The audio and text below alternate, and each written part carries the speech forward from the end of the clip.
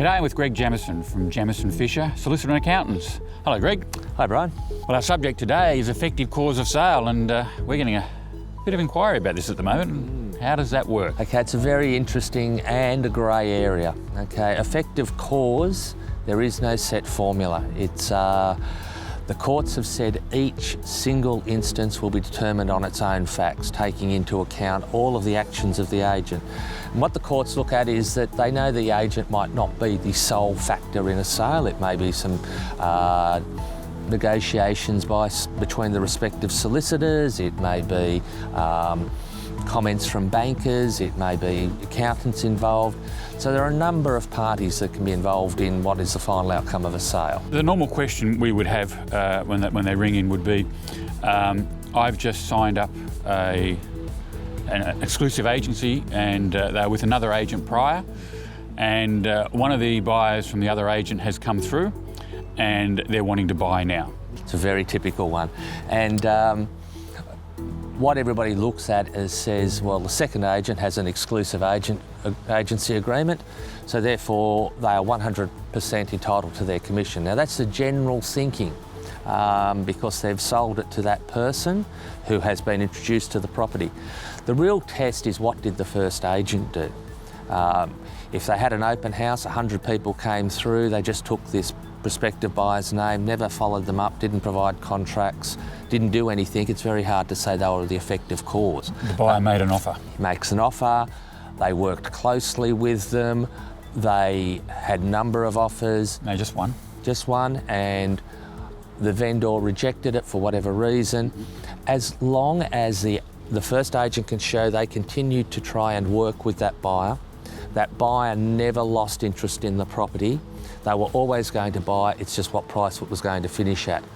Those are circumstances where the first agent is looking at having a strong claim. It's not guaranteed, but it is a strong claim. Timing, so it may be that the first offer came in 2 weeks ago and the buyers come back 2 weeks later and put a higher offer in with the new agent. Again, the courts will look at how much work the first agent did. Certainly getting a higher price is indicative that they didn't conclude the sale. One of the other things that a lot of people forget is that there's two limbs to an agent's commission. First, there's entitlement. Now that's a valid agency agreement that they've actually done the work and they've introduced and effectively introduced the person and it's the effective cause. That's one limb. But the other limb is actual what is the quantum they're entitled to for the services. So the contract says I'm entitled to 2% plus GST. The tribunal actually has the discretion to say, yes, you're entitled, but given the circumstances, we're only going to award you 50% of the commission or 10%. The tribunal has that discretion, which a lot of people are not aware of. So in a circumstance, they may look and say, the first agent did all the work and effectively introduced that person who was always going to buy the property. The second agent then has a valid agency agreement, sold the property and pursuant to the contract is entitled to commission. But we look at all of the circumstances and decide, even though that two commissions are technically payable, we're awarding 80% to the first agent and 20% to the second agent. You said a word that was interesting. You said the first agent introduced and then the second agent basically effectively caused the sale. So introduction to effective cause. No, because what we're saying in this first case is that the agent worked continually with that purchaser up until the day their agency was brought to an end. That person was always going to buy. The first agent has written to the vendor and said, thank you for giving us the opportunity.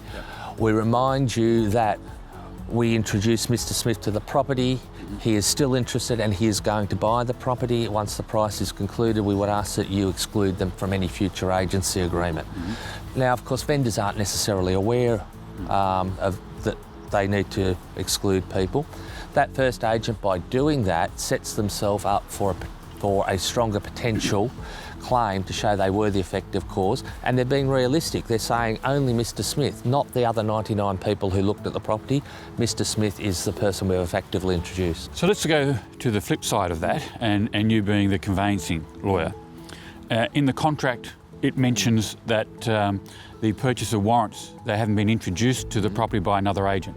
So you've heard that they've changed agency, and you've taken the idea that they have been introduced by one, effective cause by the other. This is in the contract, purchaser warranting. What would you suggest for the agents to do? The solicitor for the purchaser should be asking the question whether they've looked at the property with another agent and having that clause excluded. Okay, You as the vendor solicitor wouldn't allow that, would you? No, well, again, this is where it becomes a negotiation point, and a good solicitor will get the agents to come to some sort of conjunctional arrangement. The vendor's solicitor can't force them to do that, but as a good commercial practice, what that split is, that will depend on the circumstances and how much work is done by the respective parties. And how good the negotiation is of the agents, yeah. But unfortunately, these matters do end up in the tribunal from time to time, where the second agent is steadfast that they will not take a split, or the first agent isn't satisfied with the amount. Ends up in the tribunal, and unfortunately the purchaser can also be dragged along as a party, because the vendor will say, well, you warranted, you weren't introduced by this first agent, so you have to pay the commission. There are instances where the purchasers have been forced to pay part or all of the commission. So I think we go back where we started. Each case is taken on its merits. Very much so. And again, it all comes down to agents keeping good file notes, good diary notes, who they've introduced, what they've done in each respective instance. In all the cases that we know of, most of them are negotiated between the agents, so that they share the commission and let the sale go through and everyone wins. On a smart commercial basis, that's the best result for all parties. Greg, thank you very much.